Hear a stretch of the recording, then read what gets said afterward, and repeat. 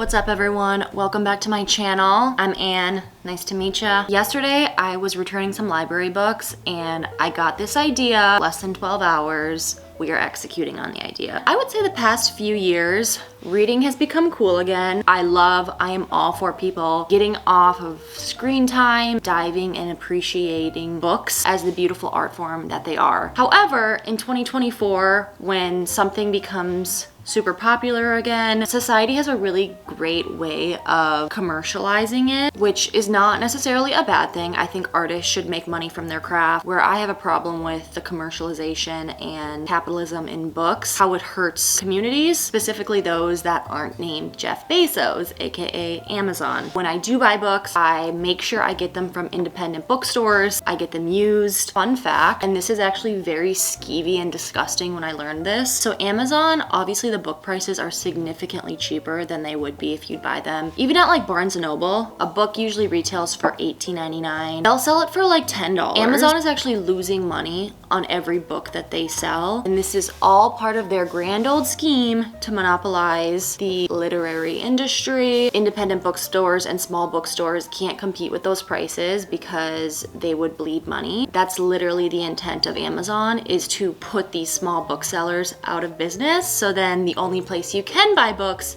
is Amazon. After learning that, I'm like, I'm done. I can't. If you can afford to buy books, period, you can afford to buy them ethically.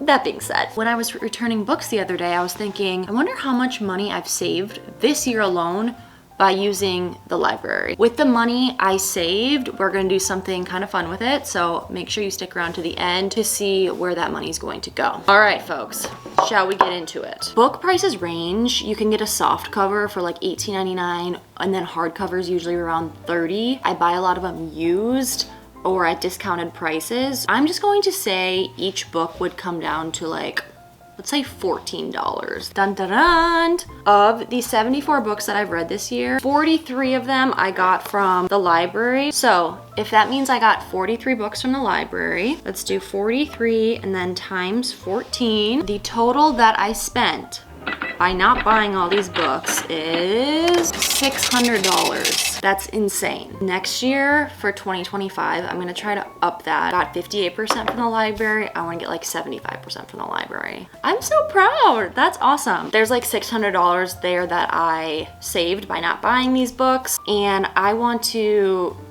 do a little good with that money. So I'm going to be donating a portion of that to Literacy Minnesota. This is a nonprofit that I love dearly. I've been supporting them for a few years now. And basically their whole mission is to help kids and adults close the literacy gap. They specifically help out a lot of immigrant communities, which is very important to me. Folks who have recently immigrated or moved to the US and English is not their first language. Give them free classes, tutoring, resources. If you're a reader, or even if you're not, whether it be Literacy Minnesota or one in your state or wherever you live, to donate, because reading is so important. And this also could be one of those things that like if you do a good deed and you tell someone, it doesn't make it a good deed anymore.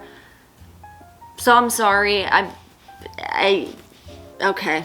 Now the second part is we're going more selfish. Gotta go into my brokerage account. We're actually going to invest the rest of that money. And just to preface, I know how privileged this is to be able to just like donate money and whatnot, to have any sort of discretionary income.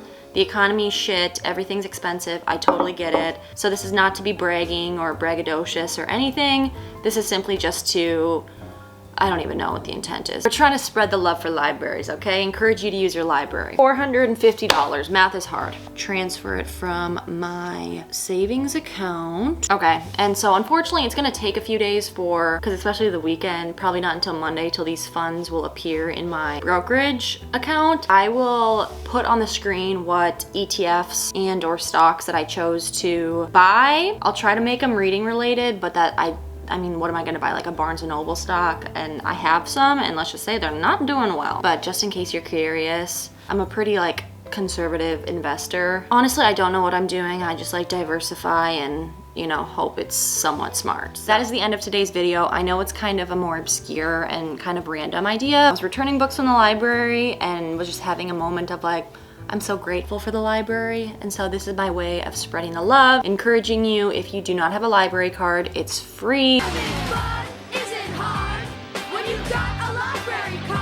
If the library in the city where you live is not the vibe, go to the next city over and get one there. At least in Minnesota and in the US, that's basically pretty standard, I think, for how it works. Support public libraries. Let's keep reading. Books can truly change the world. Toodles!